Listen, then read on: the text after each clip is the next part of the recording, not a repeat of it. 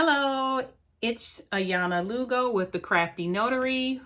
Welcome back to my channel for another video. Today I want to talk about getting a loan signing and what do you do next. I belong to a few groups on Facebook, and that seems to be just adjusting my seat there. That seems to be a very common question that I see on the group is, I got my first loan signing. Okay, what do I do now? So let's talk about what you do when you get your first loan signing. All right. So as you can see, I'm in a little bit of a different place. I'm not like holed up over there near the computer. I'm trying to readjust my craft / office space for my notary business. But I still do a lot of crafting, hence all of the stuff up there. And there's some more stuff over here, and my Cricut machine's over there. So I do a lot of crafting still, but I'm trying to get it all worked out. So when you get your first loan signing, first of all, let me back up and say, getting a loan signing is not easy, okay? If you have taken the loan signing systems course with Mark Wills, then you know that marketing directly to escrow companies, loan officers, real estate agents is one way to go in order to avoid kind of the rat race that comes with the signing services. But some of those title companies and loan officers, they're not completely convinced or sure that they should move forward with someone that's brand new because they don't want any mistakes. They don't want you messing up their loan, closings and things like that. Because honestly, this is people's livelihood that it's in your hands, and it's a big financial decision for the people that are doing the loan signing. So any misstep, any mistake can cost money, can cost time, can cost interest, can do a lot of things. So it's best to be as knowledgeable as possible before you get your loan signing, because you don't want to look like a deer in headlights when it comes time for you to actually jump into action.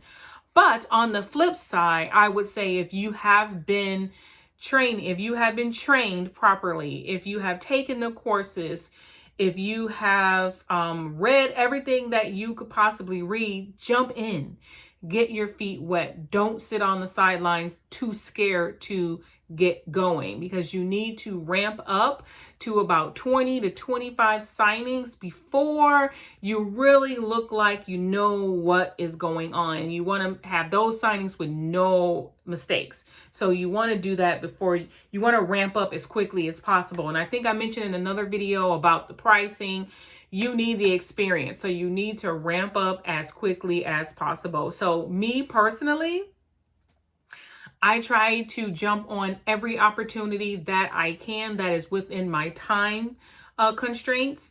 And so I have a signing coming up next week. So with that, when you jump on a signing, and I think I'm all over the place, but I'm getting ready to bring it back in.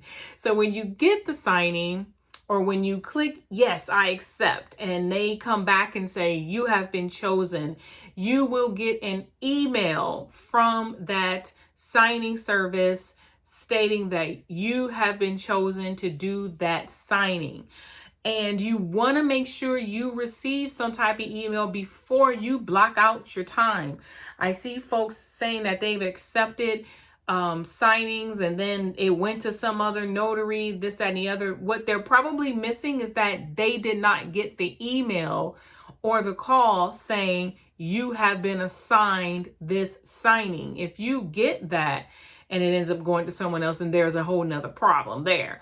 But if you haven't received an email, a text message, a phone call from that signing service, or somebody or some other representative saying that you have been assigned that signing, don't assume that you've been assigned the signing. And in fact, you may be able to call and find out and verify whether or not it has been assigned to you. If it's assigned to you, it will be clear, okay? All right. So typically before the signing comes, or before the time and date of the signing, depending on the time and date, the one that I have coming up, luckily it was scheduled a week out. So right before the signing, you will get a document package, and you will need to print out a document package. You will actually need to print 2 document packages, because one of these will be for the borrower to leave there with them. And what I do is I just put it like this. This is my copy. I keep my binder clip, but I do send these binder clips to the escrow company. So I do buy them over and over. I just, I don't know, it's just my thing. But I have my copy for the borrower, and then I have the copy that we are going to be signing from. Now, the very first thing you want to know is, if you look at my printer over there, it is not a dual paper tray printer. So you want to make sure that in your settings for Adobe Acrobat Reader, that you go through and figure out which pages are the legal pages. Now, you can use software called notaryrotary.com. You upload the file, it splits the file and tells you how many pages are legal and how many pages are letter.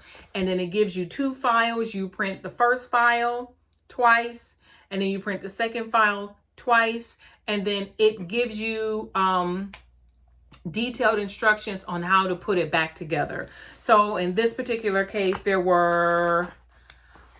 one's easy, 143 letter size pages, and then 2 legal size pages, and then 1 more letter size page. So it actually tells you how to put the file back together. So it may say 15 letter, 3 legal, and then 24 more letter, and then 6 legal. So it tells you, and I think that app is very helpful. But you still need to make sure your settings are correct for your printer before you start printing, because one common mistake that I have made 3 times now on 100 plus pages is that it's not the correct paper size is not picked within the Adobe software, and it cuts off the top line. It cuts off the top of the document.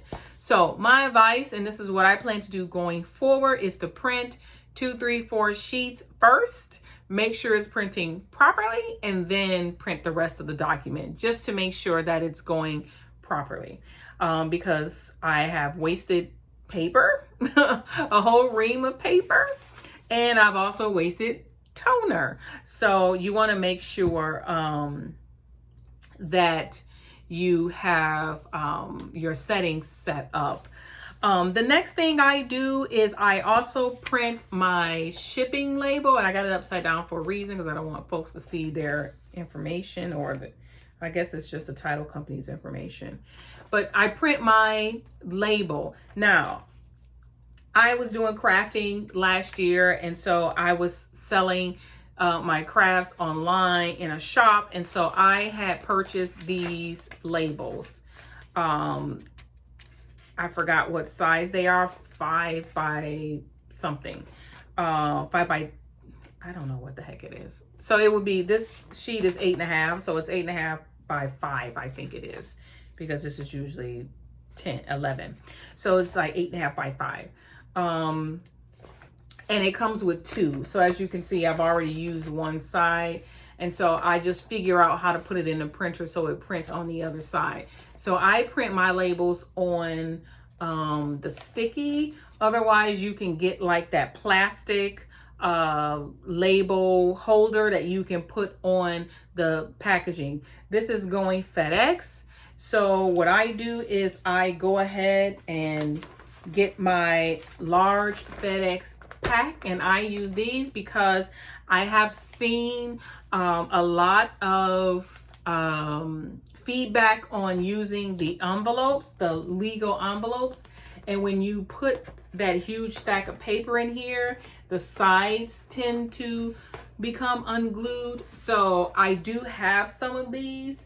And if I do use these, then I plan to tape the sides and the top so that it will not come open. But I was fortunate to go to the FedEx store. These are free. I plan to make an account so that I can just get some shipped to me, but I've been using the large pack. And so that's why I use the clip binder so that the sheets don't come undone inside the large pack. And now that I mention it, this is the label holder that I was talking about. So if you don't have the sticky labels, you just print it on a sheet of paper, and then you just you put it inside here. You put it inside of there somewhere. Oh, is it over here? Who knows? I've never used it. So yeah, you peel here, peel the purple flap, stick the label inside of here, peel this off on the back, and then stick it on here or stick it on to the envelope like that. So I do have, like I said, I do have some of the legal size folders, but I like to use the packs. So what I do is I go ahead and put my label on my pack, and I have this with me ready to go so that in the event that I don't need to scan back, I can just go ahead and put that in the mail while I'm out. But in this particular case, I will have scan back, so I will have to come back home to scan, to my home office to scan, because I do not have a mobile scanner yet. And speaking of mobile scanners, a lot of notary or loan signing agents have mobile scanners. I do plan to purchase one just because I'm finding that there is a little bit of a gap in an area from an area near me. It's about, let's say, anywhere between 30 minutes to an hour away north, where it's pretty rural in Florida, where I get a lot of work listed up there. So I have not found like a FedEx station or anything like that there, so I would have to come back to FedEx it. But I plan to get a mobile scanner so that I can go ahead and scan my documents in while I'm there, right after the closing, and then I can just get on back, you know, and do what I have to do. So that's that. The next thing that I am going to do is I'm going to go through each one of these documents one by one. Okay, the reason why I do that, and I'm doing it on these because I have time. The signing is not until next week, so I have time, and I want to make sure that I read the checklist, you know, that's here, that tells me everything that I need to do for this, what I need to collect, and that's important. And then there's another fax back sheet here that tells me everything that I need to scan back to them. Now, I haven't gotten this on every signing so far, so this is really helpful that they want this so that I can scan those documents back or fax them back to them. So that's pretty helpful. But I'm going to go through this package, and I'm going to look at each one of these pages, and I'm going to know exactly where I need to sign and exactly where the borrower needs to sign and where I need to notarize. I'm also going to pre-fill out my notary journal with all of the documents that I need to notarize, so that way I don't have that time when I get there. Have to take up that time when I get there. All right. And then also I'm going to make sure that I have all of my supplies with me. So I have my handy dandy zipper case pouch here, and in this pouch, this is all my sanitized stuff. So I have some hand sanitizer. I actually have my mini stamp in there just in case something happens to my other stamp. And I have some wipes in here, some sanitizing wipes to wipe down the pens or whatever have you, whatever I need to wipe down. And I'm also going to put some paper masks in here. I do have some. They are up front, so I'm going to put paper masks in here. And I made this. So there's my craftiness at work. I also have my case here. I just picked this case at Michael's, and in here I've got all of my pens. I've got my business cards. I've got my stapler, because if I have to do a loose certificate, I staple it to that document or paper clip it so that I can scan it. But there was one case where I had to collect a voided check, and I stapled that to the document. And I'm going to put some paper clips in here, and then I have my larger stamp here, and I have both black and blue pens, and I have 4 of each one in case there's more people that need to sign. So I'm going to have that in my bag as well. And then I'm also going to have this folder with stickers that I made. And this folder is going to contain all of my loose certificates in the event that I need to attach a loose certificate. I have forgot to take this on a few trips, and I shall not do that again, because if I ever need a loose certificate, I need to have that. So in this particular package though, they actually included a loose certificate, and I want to make mention that this is just sitting there, and it's called a Florida all-purpose acknowledgement. Oh, actually there's 2. They gave you one for acknowledgements and one for jurats.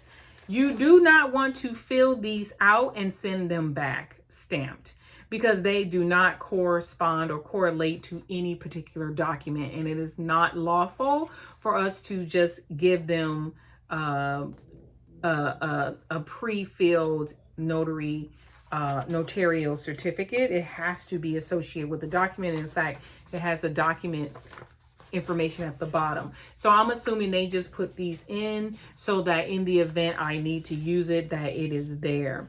And then, like I said, I'm going to go through all of the documents. I'm going to make sure that I know where everyone needs to sign. I'm going to make sure that I'm looking for places like on the notice of right to cancel. I'm going to make sure that the date is correct on here. I'm going to make sure of that ahead of time, that the date is correct. I'm going to make sure that there's more than one copy in here, and there is, because there has to be 2 or 3 copies of this to the borrower. I believe it's 2 copies that has to go to them. And then I'm going to make sure that on the loan application that there is no line at the top for a signature. Usually on the loan application, or sometimes there's another line at the top where the borrower, if it's a joint application, 2 people have to sign. In this particular case, there is not one, because I'm finding that on refinances, that line is not there. So like I said, I am going to go through this package with a fine-tooth comb and make sure I am familiar with everything that is here. Because what I don't want is to get to the table and be surprised about something or miss a signature. Now, I will say this: when you are done with your signing, don't rush up out of there unless you feel uncomfortable. But if you do feel uncomfortable, sit in your car and go through this package twice. My last signing, I went through twice. The first time I went through, I caught a missing signature and a missing initial. So, and that one was a little bit difficult because one of the signers was disabled. So I had to go a little bit slower. So, but we missed the signature and we missed an initial. So I went through the first time, caught that, and then I went through again. Okay. So, make sure after you're done signing, you go through those documents and make sure that you have everything signed, especially if you are not close to home. Okay. So I'll be driving an hour away. So I need to make sure that everything is there. All right. So I'm happy to serve. And this is one of the reasons why I am doing this. And, because I know that I'm helping someone resolve an issue that they may have with their home, with their finances. And I'm all about that. I'm all about, finances and making sure that, you are living comfortably. So I'm happy to do this work. And I don't mind the drive. I don't mind any of that, because I know that on the end of it, I am giving somebody peace of mind, in knowing that they can move on in life with whatever decision that they have made. So that's that. Check me out on Instagram at budget_black. I talk about budgeting, financial freedom, some coaching things there. I do not have an Instagram yet for the Crafty Notary. I'm debating whether or not I will create one. Please subscribe to this channel, comment. Thank you so much for subscribing, to all the folks who have subscribed so far. I'm just here to help everyone. I'm just here to put out information and help everyone be the best notary, the best loan signing agent that they can be, and to build the best business that you can. Shout out to AJ for reaching out to me for mentorship. I appreciate you. Yeah, I am the Crafty Notary on Facebook, so you can follow me there and like my page. And let's see what else. I'm tired of saying, I think that's it. So until the next time, be well, and I'll talk to you soon. Bye.